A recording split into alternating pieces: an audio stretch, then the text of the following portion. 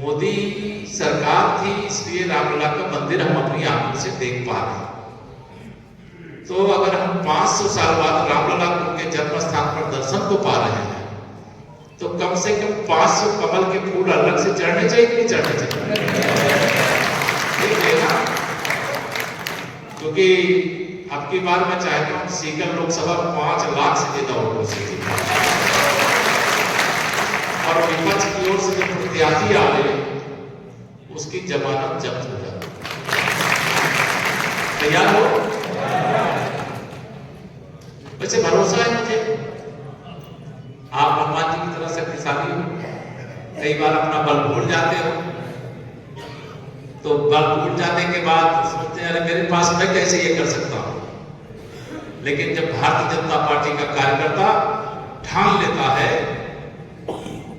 तो 2014 में कोई नहीं मान रहा था कि भारतीय जनता पार्टी अकेले दम पर बहुमत प्राप्त करेगी, लेकिन 272 प्लस कहा तो 283 सांसद अकेले भारतीय जनता पार्टी के जीत करके गए। माननीय नरेंद्र मोदी जी प्रधानमंत्री बने। पहली बार भारतीय जनता पार्टी की अपने दम पर अपनी सरकार बनाने की ताकत आप सब भारतीय जनता पार्टी के हनुमान जी की तरह शक्तिशाली कार्यकर्ताओं के बल पर है। 2019 के लोकसभा चुनाव में आपने दोबारा 300 पार का नारा दिया गया तो 303 अकेले भारतीय जनता पार्टी के सांसद जीता। अब 2024 का नारा क्या है? कमल के फूल कितने पार करने हैं? 370 पार कमल के फूल, 400 पार एनडीए चूंकि यहाँ है नहीं है राजस्थान में, तो इसलिए आप भाजपा गठबंधन यहाँ कोई दूसरे दल को हम लोग कोई सीट देते नहीं है। भाजपा ही 25 की 25 सीटें जिता करके माननीय नरेंद्र मोदी जी को देश का प्रधानमंत्री बनाती है। इसलिए आपको विशेष आपको लगेगा कि आप यूपी वाले हो, यहाँ आए हो, वहां तो 2014 में 73 जीता पाए, हम तो 25 की 25 जिता दिए। 2019 में हम लोग 64 ही जिता पाए, हमारे 16 सांसद कम रह गए, अब 64 से 66 हो गए। तो चुनाव को हम लोग जीत चुके हैं। अब 14 - 80 हमारे पास है, लेकिन मैं आपको 100 में से 100% रिजल्ट इस बार उत्तर प्रदेश का भी होगा। 80 की 80 लोकसभा सीट।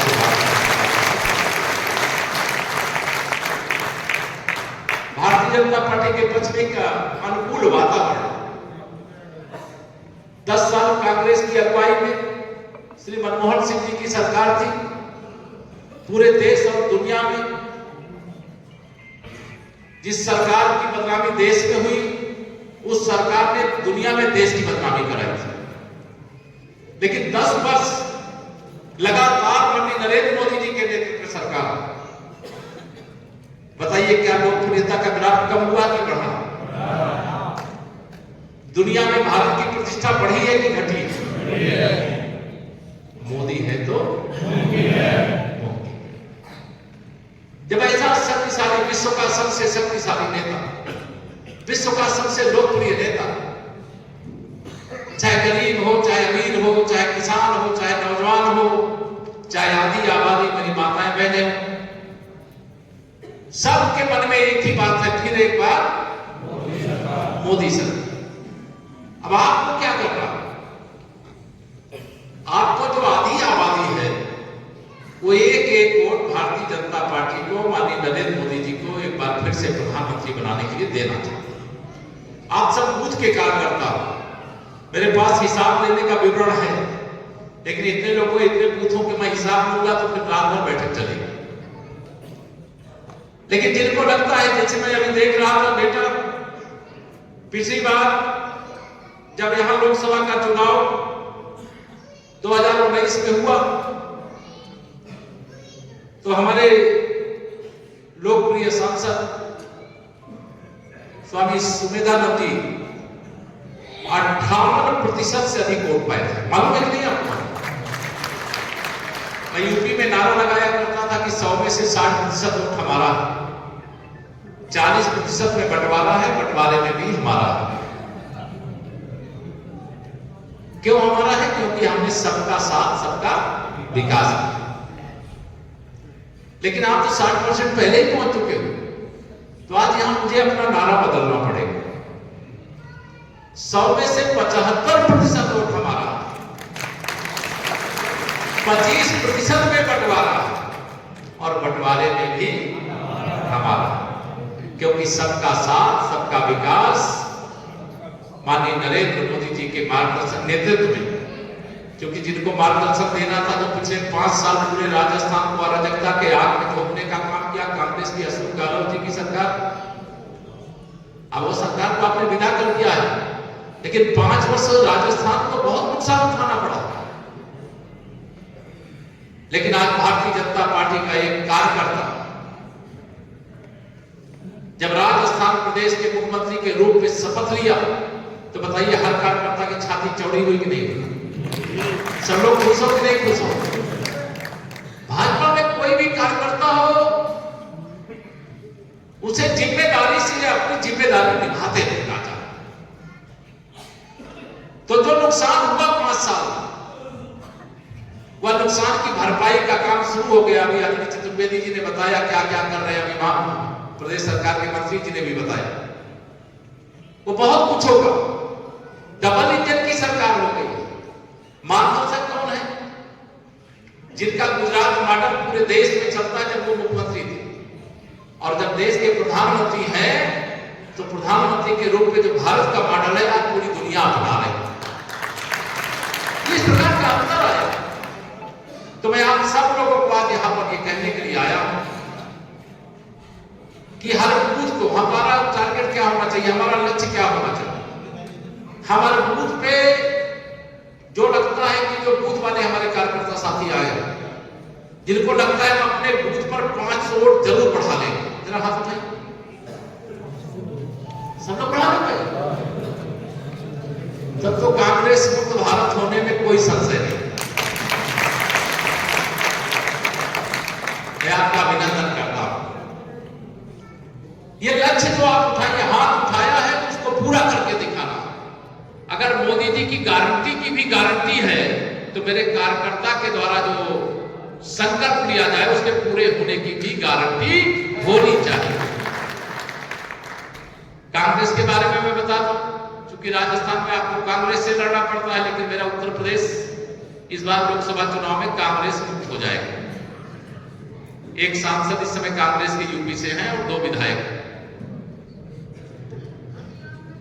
और अभी लोकसभा का चुनाव हो रहा है। पिछली बार हमने अमेठी से राहुल गांधी जी को हरा करके, बहन स्मृति ईरानी जी को जिता करके अमेठी कांग्रेस से छीन लिया। इस बार कांग्रेस की नेता श्रीमती सोनिया गांधी जी राज्यसभा के रास्ते राजस्थान से होते हुए जा रही है राज्यसभा, आपको मालूम है। इसलिए वो पहले से जान रही है कि इस बार भाजपा का कमल खिलने से श्रीमती सोनिया गांधी भी नहीं रोक सकती थी, इसलिए पहले ही अपना रास्ता तय कर लिया कि अब राज्यसभा के रास्ते चले। तो कांग्रेस मुक्त उत्तर प्रदेश हो, कांग्रेस मुक्त राजस्थान हो, कांग्रेस मुक्त गुजरात हो ही गया है। और जिधर जितने राज्यों को मैं नाम लूं, अगर अभी मैं बिहार गया था 2 दिन पहले, 40 लोकसभा है, 40 की 40 सीटें हम वहां जीत गए। यूपी का मैंने 80 का 80 बता दिया। मध्य प्रदेश में 29 लोकसभा है, पिछली बार 28 सीटें थे, एक फंस गई थी कहीं से, इस बार 29 की 29 सीटें। राजस्थान को आप 14 और 19 जिता चुके हो, आपको केवल इस बार जिताने को, जीतने को लेकर शंका नहीं है मुझे। लेकिन इस बार मैं आप सबसे यही अपील करके जाऊंगा कि कांग्रेस या विपक्ष की ओर से जो प्रत्याशी आवे, कौन आएगा, वो जब आएगा आप लोग देखोगे, लेकिन उसकी जमानत जब्त कराने का निर्णय लेकर के, संकल्प लेकर के हमारे प्रधानमंत्री जी सबका साथ सबका विकास, उन्होंने कहा है हमारे लिए 4 जातियां हैं, गरीब, किसान, नौजवान, महिलाएं। और मेरा दावा है कि महिलाओं में से 99.9% वोट भारतीय जनता पार्टी को देना चाहती हैं, कमल के फूल को देना चाहती। सही है कि नहीं सही है बताइए? अगर हम 8 तारीख को महिला दिवस मना रहे कि नहीं मना रहे? अब महिला दिवस में कोई वर्तमान सरपंच हो चाहे पूर्व सरपंच, वर्तमान जनप्रतिनिधि हो चाहे पूर्व जनप्रतिनिधि, इनके ज्वाइनिंग का अपने बूथ पर अभियान चला दीजिए। बड़े बड़े नेता लोगों को जो ज्वाइन कराना है, चतुर्वेदी जी ज्वाइनिंग कमेटी देख रहे हैं, वो चलाएं, वो करेंगे, लेकिन बूथ तो आपका। हम अपना बूथ भारी अंतर से जीते, इस संकल्प को लेकर के जाना है। माननीय प्रधानमंत्री जी ने कहा है 100 दिन का पूरा समय आप सभी कार्यकर्ता, जो भारतीय जनता पार्टी का कार्यकर्ता है, वह 100 दिन का समय भाजपा के नाम कर दे। अब आपको लगता होगा 100 दिन क्यों कहा? क्योंकि इस बार जो चुनाव होने जा रहा है लोकसभा का, वो 5 वर्ष के लिए जरूर होने जा रहा है, लेकिन इस बार के चुनाव के बाद देश 100 साल आगे बढ़ जाएगा। 100 साल आगे। अभी हम दुनिया की 5वीं अर्थव्यवस्था, तीसरी बार मोदी सरकार के बाद हम तीसरी अर्थव्यवस्था बन जाएंगे, तीसरे सबसे अधिक पैसे वाले बन जाएंगे। गरीबी हटाओ का कांग्रेस ने नारा दिया, कभी गरीबों की गरीबी दूर करने का ईमानदारी से प्रयास नहीं किया। अभी आपके लोकप्रिय सांसद जी संसद में थे, वित्त मंत्री जी ने इंटरिम बजट जो पेश किया, उसमें उन्होंने बताया था कि हम 34 लाख करोड़ रुपया अलग अलग योजनाओं डीबीटी के माध्यम से, जो देश में 52 करोड़ से अधिक जनधन के खाते खोले, उसके माध्यम से भेजने का काम किया। 34 लाख करोड़ रुपए। कांग्रेस के प्रधानमंत्री संसद में खड़े होकर कहते थे, कई वरिष्ठ लोगों को याद होगा, कि अगर हम दिल्ली से 1 रुपया भेजते हैं तो जिसके लिए भेजते हैं उसके पास 15 पैसा पहुंचता है। किसी को मालूम है ये बात? राजीव गांधी जी ने संसद में खड़े होकर कहा, ये माननीय नरेंद्र मोदी जी ने नहीं कहा है, माननीय जेपी नड्डा जी ने नहीं कहा है, केशव प्रसाद मौर्य भी नहीं कह रहा है, ये कांग्रेस के प्रधानमंत्री श्री राजीव गांधी जी ने कहा।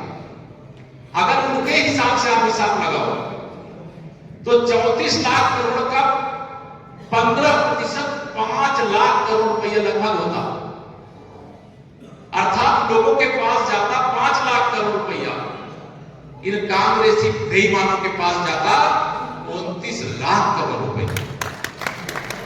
भ्रष्टाचार पर चोट है कि नहीं है? अगर 52 करोड़ जनधन के खाते नहीं खुलते, अगर नकद पैसा भेजने की व्यवस्था कांग्रेस की सरकारों की तरह बनी रहती, तो जिनके लिए योजना बनती, जिनको पैसा भेजना होता, उनके पास पैसा जाता क्या? 15% जाता, 85% ये खा जाते। ये सब सोचते हैं कि हम जन्मजात प्रधानमंत्री पद के अधिकारी, लेकिन इनको यह नहीं मालूम ये लोकतांत्रिक देश है। देश की जनता जिसे चाहेगी उसे प्रधानमंत्री बनाती, उसे मुख्यमंत्री बनाती, उस पार्टी को जिताने का काम करती। आज माहौल भारतीय जनता पार्टी के पक्ष में है। मोदी जी के नाम की आंधी नहीं, अगर मैं कहूं कि सुनामी चल रही तो कोई गलत नहीं होगा। पूरे देश का माहौल मोदी में है, भाजपा में है, पूरे देश का माहौल राम में है। मैं इस राम जन्मभूमि आंदोलन का एक कार्यकर्ता रहा हूं, राष्ट्रीय स्वयंसेवक संघ का स्वयंसेवक, आंदोलन से लंबे समय तक जुड़ा रहा। आंदोलन के सभी महत्वपूर्ण दिवस पर मैं अयोध्या धाम में उपस्थित रहा। शायद पहली बार मैंने ऐसा देखा है कि पूरे देश और दुनिया के राम भक्तों की आंखों से खुशी के आंसू 22 जनवरी 2024 को छलक पड़े थे।